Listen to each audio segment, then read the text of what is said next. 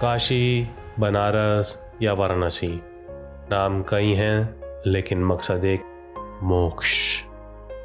यहाँ ज़िंदगी और मौत एक ही घाट पर साथ चलते हैं।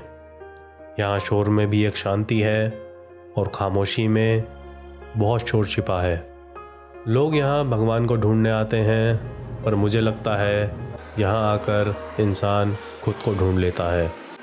लेकिन क्या होगा जिनके साथ आप आए हो उनका ही साथ छूट जाए। मैंने इस सफ़र में क्या खोया और क्या पाया, वो इस वीडियो के अंत तक आपको खुद पता चल जाएगा।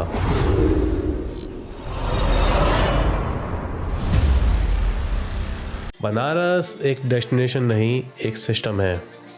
और कहते हैं यहाँ पर कहीं भी जाने से पहले यहाँ के कोतवाल से इजाज़त लेनी पड़ती है। सो मेरी पहली डेस्टिनेशन रही बाबा काल भैरव मंदिर। कैमरा अंदर अलाउड नहीं था, पर वहाँ जो एनर्जी फील हुई वो शब्दों से परे है। महादेव, तो जी फाइनली दर्शन हो गए हैं बाबा काल भैरव के। मैंने लगभग 1 घंटा मंदिर के अंदर बिताया, वो भी तब जब कपाट बंद थे। और शायद इसलिए ही मुझे समय और इजाज़त दोनों मिल गई ये बातें आप तक पहुंचाने के लिए। इसमें बाबा की उत्पत्ति और उनके अधिकार का रहस्य है। इसमें उनके दर्शन का महत्व और काशी में उनके स्थान का वर्णन है। ये भैरव रूप की स्तुति है और इसमें इसका अर्थ। बनारस की असली सोल इनकी गलियों में बसती है। हर गली एक जैसी ही लगती है, लेकिन कहानी सबकी अलग है। बनारसी कौन? और इस भीड़ में मेरे साथ एक घटना घटी। शाम होते होते मैं अपने साथियों से ही अलग हो गया। पहले तो ये लगा कि अपनी सारी प्लानिंग ख़राब हो गई, लेकिन फिर लगने लगा कि शायद काशी मेरे से अकेले में ही मिलना चाहती थी।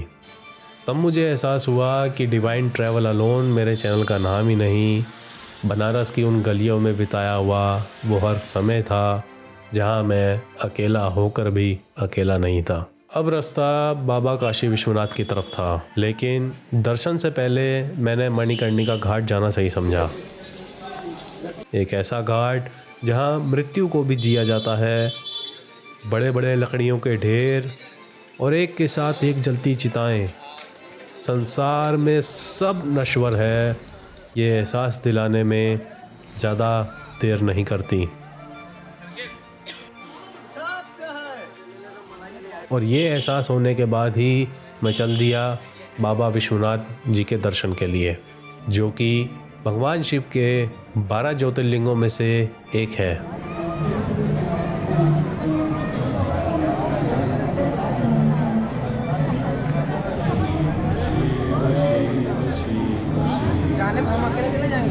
भारी भीड़ और शोर के बाद जब मैं गर्भगृह पहुंचा तो कुछ देर के लिए सब शांत हो गया था। ना कोई ख्याल, ना ही कोई सवाल। हर हर महादेव। तो जी बाबा विश्वनाथ के दर्शन भी हो गए।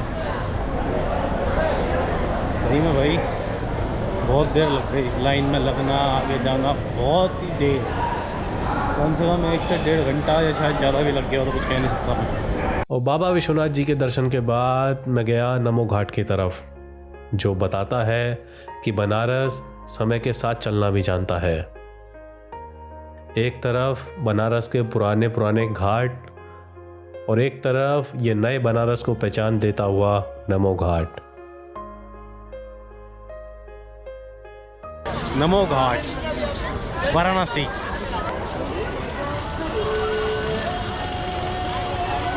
तो जी फाइनली अब मैं चल रहा हूँ नमो घाट से। और अंत में बनारस की प्रसिद्ध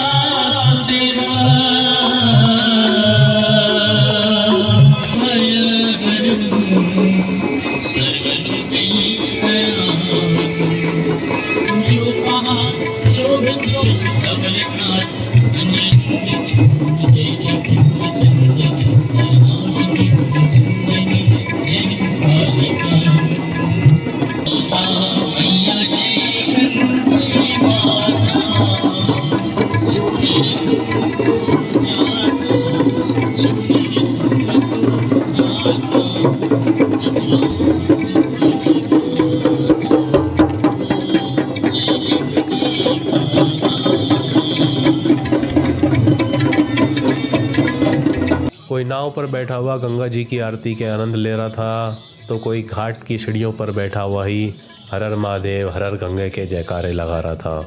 मेरे पास सिर्फ 2 दिन थे काशी को देखने के लिए, लेकिन काशी कम से कम 10 दिन का समय तो ज़रूर मांगती है।